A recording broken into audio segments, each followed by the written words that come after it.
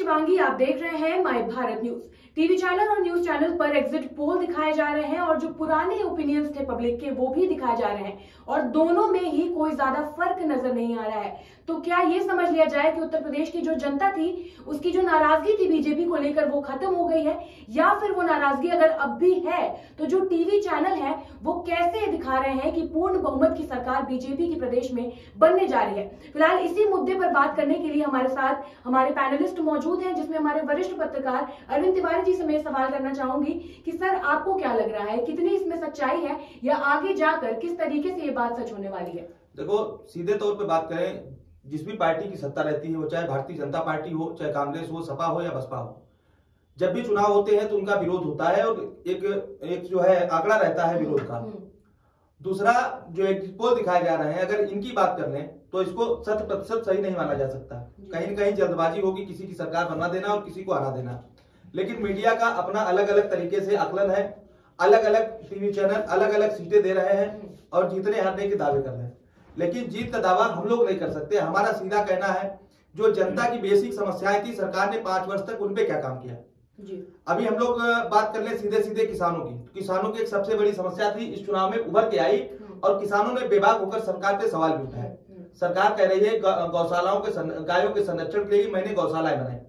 स्थानीय सरकार के स्तर पर विज्ञापन में, टीवी चैनलों में, अखबारों के माध्यम से सरकार ने जागरूक तो किया, लेकिन स्थानीय स्तर पर जिनकी जिम्मेदारी बनती थी गौशालाओं को सजाने संवारने और वहां की व्यवस्था को मेंटेन करने की, उन लोगों ने धरातल पे काम ही नहीं किया। किसानों की सीधे सीधे नाराजगी थी। कैसे कोई टीवी चैनल एक तरफा कह सकता है भारतीय जनता पार्टी की सरकार बन रही है, समाजवादी पार्टी की सरकार बन रही, एग्जिट पोल को कैसे सही माना जाए? दूसरा एक सवाल सबसे बड़ा है, 7 से 8 वर्ष हो गए भारतीय जनता पार्टी की केंद्र में सरकार है। एक सवाल यह भी है कि मोदी जी ने हमेशा अपने मन की बात कही है, जनता के दुख दर्द और जनता के मन की बात कब की है?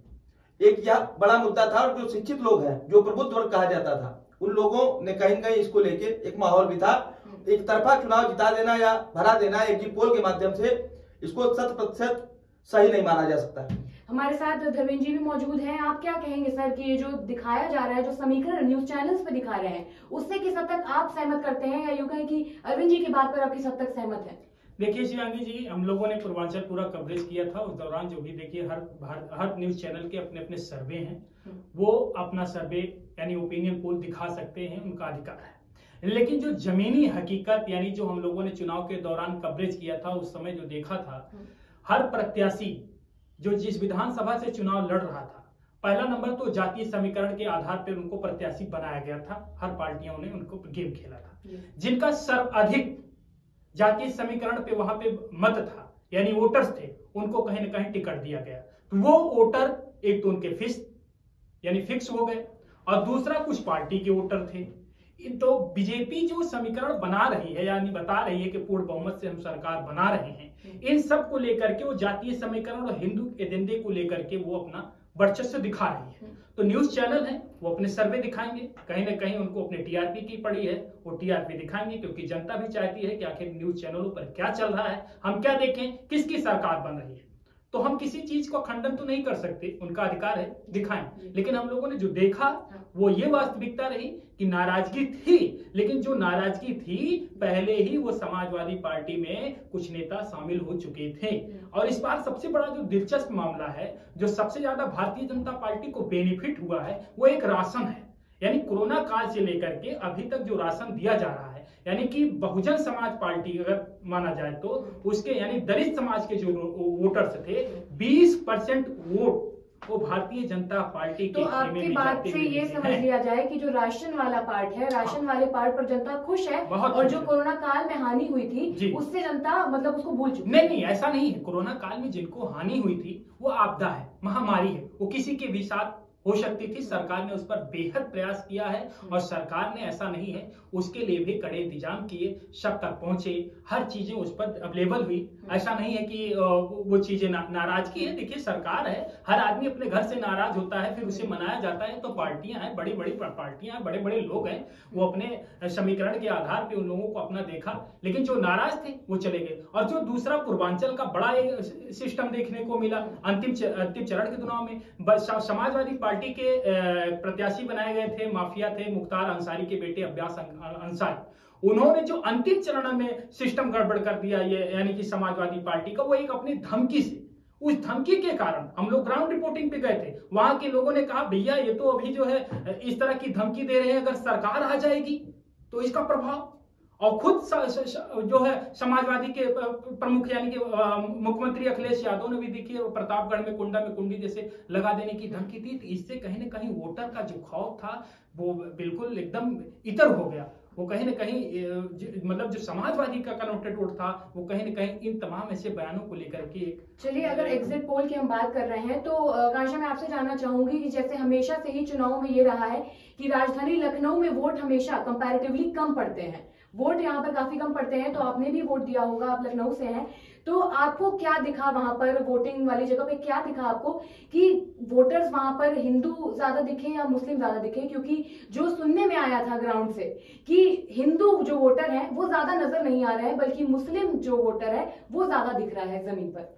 देखिए, उत्तर प्रदेश की अगर हम बात करें तो सबसे ज्यादा कोई चर्चित जगह है तो वो है उत्तर प्रदेश की राजधानी लखनऊ। और जब हम ग्राउंड पे जाते हैं तो हम जमीनी हकीकत पर देखते हैं कि लोग किन मुद्दों को लेकर, जनता किन मुद्दों को लेकर वोट डालने के लिए जा रही है। और जैसा कि हमने अपनी ग्राउंड रिपोर्ट में हमने सर्वे किया तो उसमें यही सामने आ रहा था कि जो कुछ जनता है वो बीजेपी से नाराज जरूर है, लेकिन जो जैसे हमने हमेशा से देखा है कि बीजेपी हिंदुत्व एजेंडे पे काम करती है, तो वहीं साथ में हमने देखा कि लोग भले इस 5 साल के कार्यकाल से काफी नाराज हुए हो, लेकिन ये जो राम मंदिर का मुद्दा हो गया इससे लोग काफी संतुष्ट है कि जो भाजपा सरकार है उन्होंने राम मंदिर बनवा दिया, तो लोगों के लिए इतना काफी हो गया है। क्योंकि लखनऊ की अगर हम बात करें तो यहाँ हर वर्ग के लोग होते हैं, मुस्लिम समुदाय देखें, यादव समाज देखें, तो इस बार सपा पार्टी ने काफी मेहनत की है और जिस तरीके से उनकी जनसभाओं में हमने भीड़ देखी है तो लगता है कि जो उत्तर प्रदेश की जनता है वो इस बार अपना मत बदल देगी। लेकिन जब हमने कल वाले एग्जिट पोल देखे हैं उसके बाद तो ये साफ हो रहा है कि जैसे 2017 में हमने नतीजे देखे थे कुछ उसी तरह का जो अंजाम है वो 2022 के चुनाव में आने वाला है। और 2 दिन बाद जो एग्जिट पोल की जो ये सच्चाई दिखा रहे हैं ये सच होता है या झूठ, ये तो 2 दिन बाद हम सबको ही पता चलने वाला है। अरविंद जी, मैं आपसे एक और सवाल करना चाहूंगी कि जिस तरीके से समीकरण बन रहे थे और कल के एग्जिट पोल में ये भी बात आई है कि अखिलेश यादव को अपने ही क्षेत्र से शायद उतने वोट नहीं मिल रहे हैं या नहीं मिले हैं, तो इस पर आप क्या कहना चाहेंगे कि जिस तरीके से रैलियों में भीड़ थी, उसके बाद जो उनका गठबंधन था, उस गठबंधन से भी क्या किसानों की तरफ से उनको कोई लाभ मिलने वाला है या नहीं मिलने वाला है? देखो, अगर सीधे तौर पर बात करें तो मुलायम सिंह यादव उत्तर प्रदेश में किसान नेता के तौर पर भी जाने जाते हैं। जी जी बिल्कुल। दूसरा, समाजवादी पार्टी मुलायम सिंह यादव के कार्यकाल के दौरान जब रही, वह समाजवादी पार्टी और आज की समाजवादी पार्टी में काफी हद तक कई परिवर्तन हुए हैं। समाजवादी पार्टी पर पहला आरोप लगता था परिवारवाद का। सभी ने देखा समाजवादी पार्टी के जो राष्ट्रीय अध्यक्ष है अखिलेश यादव नई सोच के साथ उन्होंने परिवारवाद का जो ठप्पा उन पर लगा हुआ उसको कहीं कहीं दरकिनार करने का प्रयास किया। दूसरा एक आरोप उन पे लगता था मुस्लिम समुदाय को बढ़ावा देने का, तो कहीं कहीं आजम खान जी का परिवार भी उपेक्षित है, उनके बेटे को छोड़ के बाकी उनके जिन लोगों को लिए टिकट मांगी गई थी, ये भी काफी चर्चा का विषय चुनाव के दौरान कि बाकी लोगों को टिकट न देके सिर्फ उनके बेटे को टिकट दी गई। दूसरा, भारतीय जनता पार्टी कहती है सबका साथ, सबका विश्वास और सबका विकास। अगर सबका साथ, सबका विकास और सबका विश्वास की बात करती है तो हिंदुस्तान के अंदर चाहे हिंदू हो या मुस्लिम हो या सिख हो या ईसाई हो, सबका बराबर का अधिकार है और बराबर के अधिकार की सरकार बात तो करती है, लेकिन जब राजनीति में भागीदारी की बात आती है तो आखिर भारतीय जनता पार्टी मुस्लिम समुदाय को दरकिनार क्यों करती है? तो इसलिए ये एग्जिट पोल जो दिखाए जा रहे हैं इनको आप कतई क्लियर न मानिए, ये कतई क्लियर नहीं होने वाले। और हम लोग को जो लगता है जो भारतीय जनता पार्टी का बेस वोट था ब्राह्मण, क्षत्रिय, वैश्य, उनकी नाराजगी 5 वर्ष सीधे तौर पर देखी गई। ब्राह्मणों का एक धड़ा जो है पूरी सरकार में बैठने के बावजूद सरकार का विरोध कर रहा था, खुल के नहीं कर रहा था तो अंदर खाने, लेकिन कभी कभी मीडिया में ये सब चीजें उछल के आती थी। भारतीय जनता पार्टी का माहौल बनाने के लिए सबसे ज्यादा ब्राह्मण समाज के लोग काम करते थे। ब्राह्मण समाज के लोगों को कितना सम्मान भारतीय जनता पार्टी ने दिया ये जनता में असर जाता है, जनता भी देखती 5 साल। लक्ष्मीकांत वाजपेयी ने जो कि प्रदेश अध्यक्ष रहे भारतीय जनता पार्टी के, कई बार विधायक रहे हैं और बहुत अच्छी छवि हुई है उनकी, लेकिन इन सबके बावजूद 5 वर्ष तक उनको अपेक्षित रखा गया। जब ब्राह्मण विरोध के सवाल उठने लगे भारतीय जनता पार्टी पर तो भारतीय जनता पार्टी ने लक्ष्मीकांत वाजपेयी जी को लाके ज्वाइनिंग कमेटी का अध्यक्ष बना दिया।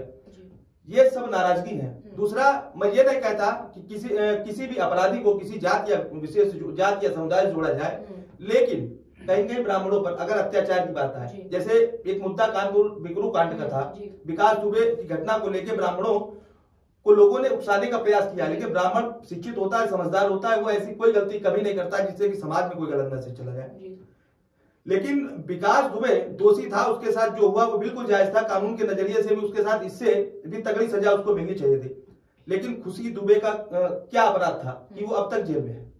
ये सब ब्राह्मण समाज के वो मुद्दे हैं जहां पे ब्राह्मण अपने आप को कहीं कहीं अपमानित भी महसूस कर रहे हैं और अपेक्षित भी। और भारतीय जनता पार्टी से इसलिए अपेक्षा थी क्योंकि ब्राह्मण समाज ने जनसंघ के जमाने से, अटल जी के जमाने से, स्वामी प्रसाद मुखर्जी के जमाने से भारतीय जनता पार्टी के लिए जम के काम किया, और इन 5 वर्षों में उत्तर प्रदेश में ब्राह्मण बनाम क्षत्रिय भारतीय जनता पार्टी दो भागों में बंटी नजर आई।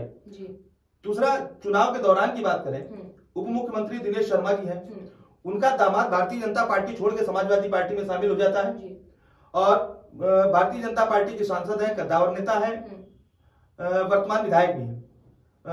उनका बेटा समाजवादी पार्टी कल ही ज्वाइन करता है, रीता बहुगुणा जोशी जी का। जी। अब ब्राह्मण अगर यहाँ संतुष्ट था तो अन्य राजनीतिक दलों में जाने की जरूरत क्या पड़ी। दूसरा, एक सबसे बड़ा मुद्दा रहा इन 5 वर्षों में, भारतीय जनता पार्टी अन्य राजनीतिक दलों पर तो उंगलियां उठाती है कि आप क्या अपराधी हैं, आप क्या भ्रष्टाचारी हैं। भारतीय जनता पार्टी में 5 वर्ष में जितने भी अन्य राजनीतिक दलों से नेता आए हैं, भारतीय जनता पार्टी वह कौन सी गंगा नदी थी जिसमें आने के बाद वो पवित्र हो गई। ये मुद्दे थे चुनाव के। ये भारतीय जनता पार्टी और विपक्षी पार्टियों के आमने सामने सीधे सवाल होते थे, लेकिन जनता के जो सरोकार थे, जनता की जो समस्याएं थी, उनपे लोगों के रोजगार चले गए। तो सरकार मनरेगा में योजना की भले बात करती हो, लेकिन मनरेगा की जमीनी स्तर पर कितना रोजगार मिल रहा है, यह तो स्थानीय स्तर देखने की बात है। सर, जैसे अभी आकांक्षा ने हमें बताया कि जो मंदिर बना है राम मंदिर एक बहुत बड़ा मुद्दा हो गया है, जिसकी वजह से लोग अभी संतुष्ट हैं। तो ये भी कहीं ना कहीं एग्जिट पोल से जुड़ता हुआ नजर आ रहा है कि शायद राम मंदिर की वजह से जो समीकरण बना दिए गए हैं या जो कयास लगा दिए गए हैं कि अब भारतीय जनता पार्टी की ही बहुमत से सरकार बनने वाली है। तो क्या आपको क्या लगता है इस पर, या यूं कहें कि जो ग्राउंड पर आपने देखा है, क्या वाकई में जो राम मंदिर है वो इनफ है, वो मतलब उतना सही मान लिया जाए कि राम मंदिर ही इनफ है वोट देने के लिए या सरकार दोबारा से बुलाने के लिए? राजनीतिक दलों की जो गणित है, वो हिंदू और मुस्लिम जिस तरीके से उत्तर प्रदेश में जातियों में बांट के चुनाव, विधानसभा चुनाव देखा गया कि जातियों में अलग अलग पार्ट में बांटा गया, तब एक सवाल वो शिक्षित वर्ग, जिसको मध्यम वर्गीय भी कह सकते हैं, गरीब परिवारों से है, उन लोगों के सामने वो पढ़े लिखे भी हैं और मध्यम वर्गीय परिवार से भी आते हैं। तब उनका एक सवाल उठता है कि उनके लिए 5 वर्ष में योगी सरकार ने रोजगार के कौन से अवसर दिए। कोरोना काल में सरकार ने बहुत अच्छी व्यवस्थाएं की होंगी, लेकिन हम लोगों ने जो ग्राउंड पे काम किया है, जो हॉस्पिटलों में जाके देखा है, स्थितियां इतनी भयानक थी कि मरीज तड़प रहे थे, मर रहे थे, उनको देखने वाला कोई नहीं था, किसी को ऑक्सीजन नहीं मिल रही, किसी को मेडिसिन नहीं मिल रही। और तो और कोरोना जांच के नाम पर, कोरोना की जांच के नाम पर हजारों लोग काल के गाल में समा गए। उस समय सरकार का कोई नुमाइंदा वहां देखने नहीं जाता था, और मीटिंग होती थी तो वर्चुअल माध्यम से जनता वर्चुअल नहीं समझती, जनता समझती है मेरे दुख दर्द में किस समय कौन मेरे साथ खड़ा हुआ। दूसरा एक सवाल, भारतीय जनता पार्टी कहती है मैंने 5 वर्ष बहुत अच्छा काम किया। मैं जानना चाहता हूं जनप्रतिनिधि जनता चुनती क्यों है? जनता की बेसिक तौर की जितनी समस्याएं होती, चाहे वो थाने से जुड़ी हो, चाहे तहसील से जुड़ी हो, चाहे ब्लॉक से जुड़ी हो, चाहे जिले से जुड़ी हो, और चाहे स्वास्थ्य से जुड़ी हो, या किसी भी तरीके की समस्या के लिए जब वो जनप्रतिनिधि के पास जाता है, उनको वोट करता है, उसके बाद उनके पास जाता है काम को लेकर। भारतीय जनता पार्टी की सरकार ने 5 वर्ष तक अपने विधायकों को घरों में बिठाए रखा, जनता के कामों को कराने के लिए अलग तरीके से पैनल बना दिया कि जिला अध्यक्ष के माध्यम से, प्रभारी मंत्री के माध्यम से समस्याएं उठाई जाएंगी, फिर जिला प्रशासन उनको समाप्त कराएगा। जिन जनपदों में 7-7, 8-8 विधायक हैं, उनकी समस्याएं नहीं सुनी गई, तो ज्यादातर विधायक कोई डीएम के लिए लिख रहा है, कोई एसपी के लिए लिख रहा है। हद तो तब हो गई जब कुछ विधायक थाने में और कलेक्ट्रेट में जाके धरने पर बैठ गए। तो ये कैसा लोकतंत्र? क्या कहेंगे? शिक्षित वर्ग के लोग जम के लिखते हैं सोशल मीडिया पर। देखिए शिवांगी जी, चाहे वो भारतीय जनता पार्टी की सरकार हो, चाहे वो पूर्व की सरकारें रही हो, नाराजगी की जो तिवारी जी ने कहा यह सही है, नाराजगी होती है और नाराजगी चलती रहती है। लेकिन भारतीय जनता पार्टी एक ऐसी पार्टी थी जो हिंदुत्व एजेंडे को लेकर के चुनावी मैदान में आई थी। 2017 का चुनाव चल रहा था, उस समय ने भी हिंदुत्व एजेंडे को लेकर के इन्होंने अपना रिपोर्ट कार्ड खेला और उसमें पूर्ण बहुमत की सरकार मिली और उसी मुद्दे को लेकर के राम मंदिर और काशी और आपका मथुरा उठा लिया। अब मथुरा और लोगों के जहन में मथुरा हो या राम मंदिर जैसे एग्जाम्पल लेकर के अयोध्या का लिया गया, वाराणसी को लेकर गया, तो इस बार भी जो देखा जा रहा है वो हिंदुत्व एजेंडे के नाम पर पे मतदाताओं का मत पड़ा है। तो भारतीय जनता पार्टी कहीं न कहीं उसी एजेंडे उसी आधार को लेकर अभी भी चल रही है। नाराजगी थी, ये सही बात है, लेकिन नाराजगी आज लोगों को कहीं न कहीं हिंदुत्व एजेंडे के इतर जाने की जरूरत नहीं, वो अपने एक पक्षीय तौर पे हिंदुत्व एजेंडे को लेकर के वो चलना चाह रहे हैं। लेकिन जो जनता है वो लगातार रोजगार की मांग करती है और यही उम्मीद करती है कि सरकार ज्यादा से ज्यादा रोजगार दे, क्योंकि कोरोना में जिस तरीके से सब कुछ बंद पड़ा हुआ था तो रोजगार की और खाने पीने की जो सबसे ज्यादा समस्या आई है। तो इस पर आप क्या कहेंगे आकांक्षा, कि जब आप ग्राउंड पर गई तो कोरोना काल में जैसे लोगों के पास नौकरियां नहीं थी लेकिन उनके पास कच्चे अनाज थे, तो जिनके पास नौकरी नहीं है, पैसे नहीं है, तो ये कैसे पता चला कि वो बनाएगा कैसे और खाएगा कैसे जब गैस इतनी महंगी है, सारी चीजें इतनी महंगी है। तो कोरोना काल की अगर हम बात करें तो हमने जो लखनऊ में जो जमीनी हकीकत देखी है उसमें कुछ लोग तो थे जो काफी परेशान थे और मुझे ऐसा लगता है कि जो भारतीय जनता पार्टी की सरकार थी उन्होंने अपनी तरफ से काफी योगदान दिया है लोगों को उस मुश्किल घड़ी से बाहर निकालने के लिए। और आज ऐसा अवसर है कि हम ये देख सकते हैं कि लोग उस महामारी के दौर से अब निकल कर अपनी जिंदगी आगे अच्छे से जीने लगे। तो एक तरीके से ये सरकार का ही कुछ योगदान था, क्योंकि जब उस महामारी में 140 करोड़ की जनता जूझ रही थी तो उसमें कोई 10 नेता आके लोगों की मदद इस तरह नहीं कर सकते कि वो महामारी एकदम से खत्म हो जाए। थोड़ा समय लगा, लोग उससे उभरे हैं और मुझे लगता है कि आगे आने वाले समय में लोग उभरेंगे। और जो हमने जनता से बात की है उसमें लोगों का यही कहना है कि जो 5 साल का कार्यकाल रहा है उत्तर प्रदेश में योगी सरकार का, उन्होंने काफी अच्छा काम किया है और 3 साल तो महामारी में निकल गए, तो वो इस बार 5 साल और मौका देना चाहते हैं कि योगी की सरकार बने और जो काम छूट गए हैं बीते 3 सालों में उसको वो पूरा करके लोगों में अपनी एक भूमिका बना पाए आगे आने वाले समय में। अरविंद जी, एक सरकारी आंकड़ों के हिसाब से कोरोना काल में ये भी आंकड़ा आ रहा था कि कोरोना से या ऑक्सीजन की कमी से या दवाइयों की कमी से किसी की मौत नहीं हुई है, तो इस आंकड़े पर आप कितने सहमत हैं? देखो, बात आंकड़ों की अगर करें, आंकड़ों में तो टीवी चैनलों ने भारतीय जनता पार्टी की सरकार बनवा दी, धरातल पे क्या है ये तो 10 तारीख को पता चलेगा, वोटिंग कितनी हुई है। अगर आंकड़ों की बात करें, कोरोना काल के जो आंकड़े थे उनकी सच्चाई बीच बीच में समाचार पत्रों से और चैनल के माध्यम से निकल के भी आ जाती है। पता चला वैक्सीन उसको लगी नहीं, उसका सर्टिफिकेट जारी कर दिया, जांचें उसकी हुई नहीं, उसको सर्टिफिकेट जारी कर दिया। ये सरकार की समस्या नहीं है, लेकिन सरकार जो सिस्टम वो चोरी कर रहा है। मुख्य सवाल यही था कि क्या जो चुनाव हुए हैं वो जनता के जहन में कोरोना काल वाली बात रही होगी, उसी के मद्देनजर वोटिंग हुई है, या फिर जो एग्जिट पोल में दिखाया गया है वो वाकई में हकीकत है? देखो, एग्जिट पोल पे मैं भरोसा नहीं करता। जी, मैं एग्जिट पोल को 50-50 मानता हूँ कि 50% सही भी हो सकता है और नहीं भी हो सकता। लेकिन जो जनता की समस्याएं हैं, जैसे कि त्रिपाठी जी ने एक बात कही कि राम मंदिर का निर्माण, काशी विश्वनाथ मंदिर का निर्माण, मथुरा में कृष्ण भगवान के मंदिर के निर्माण की बात कर रहे हैं। त्रिपाठी जी, 70 दशकों से ज्यादा देश आजाद हुए हो गया। भावनात्मक रूप से मैं भी हिंदू हूं, भावनात्मक रूप से भगवान के प्रति मेरी पूरी श्रद्धा है, लेकिन साथ ही परिवार चलाने के लिए रोजगार की जरूरत है। ठीक, इस महंगाई के दौर में सरकार कौन सी ऐसी व्यवस्थाएं कर रही है जिससे अभी आप यूक्रेन एक बड़ी समस्या, यूक्रेन में जैसे लोग अपने छात्र जो फंसे थे, एक बड़ी समस्या थी। हिंदुस्तान का वो युवा जो शिक्षित है, रोजगार की तलाश में है, उसको जॉब चाहिए, उसको डिप्लोमा करने के लिए कॉलेज चाहिए, और उन कॉलेजों की फीस भरने के लिए कोई ऐसी व्यवस्था गवर्नमेंट करे जिससे कि बच्चों की जो बेरोजगारी, आने वाले समय में जो बेरोजगारी, मोदी सरकार ने भी कहा था कि हम आएंगे तो लोगों को रोजगार मुहैया करना है, वो रोजगार कहाँ चलेगा? देखिए तिवारी जी, हम लोग किसी उन रोजगार को लेकर भी लोगों ने वोट किया है। हम लोग किसी पार्टी के प्रवक्ता नहीं है। तो चलिए हम बताते हैं कि एग्जिट पोल्स की बात हो रही थी, तो एक बार जरा क्विक कर लेते हैं, एग्जिट पोल से कितना सहमत है, बीजेपी आएगी या नहीं आएगी? नहीं, एग्जिट पोल और हम लोगों की जो ग्राउंड रिपोर्टिंग है, माई भारत जो दावा करता है, कहीं ना कहीं बहुमत तो नहीं, लेकिन यह बहुमत के आसार तक सरकारें रहेंगी। वो क्या कहेंगे आकांक्षा, आप एग्जिट पोल से सहमत है कि बीजेपी की पूर्ण बहुमत के साथ सरकार आ रही है? जो हमने 5 चैनलों के आंकड़े देखे उस हिसाब से मैं पूर्ण बहुमत का दावा तो नहीं कर सकती, लेकिन जो जमीनी हकीकत है, जो जनता की राय है, उसके हिसाब से मुझे लगता है कि हाँ, भाजपा को दोबारा से मौका मिलेगा उत्तर प्रदेश में काम करने के लिए। क्या कहेंगे अरविंद जी आप?